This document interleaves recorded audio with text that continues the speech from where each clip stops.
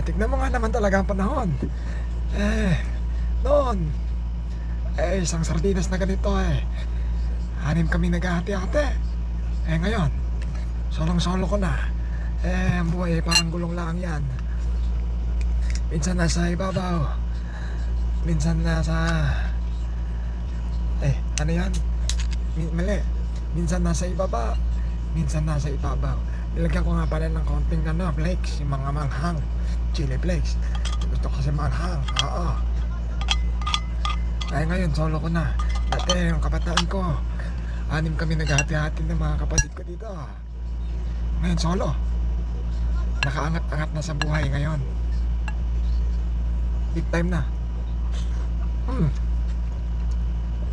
May pangkanin na usok, nakita nyo. Ano lang buhay. Tsagain mo lang.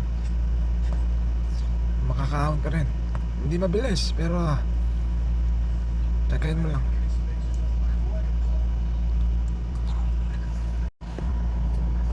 Ngayon, ubos na. Pagka tumatanda nga naman, lumalakas kumain. Kulang.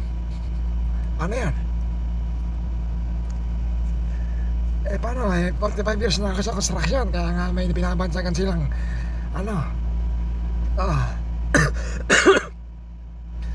kain construction. Malakas talaga kumain. Pagka ganyan, isa pa. Kulang. Dapat pala, dinamihan ko kanin, mali ako. Dapat ginaya ko yung dati konting ulam lang. So akala ko mabubusog ako. Kulang. Kanin ulit. Kita nyan, usok pa. Ayan. Rato, ganyan akong chili flakes. Mamanghang. Eto nante.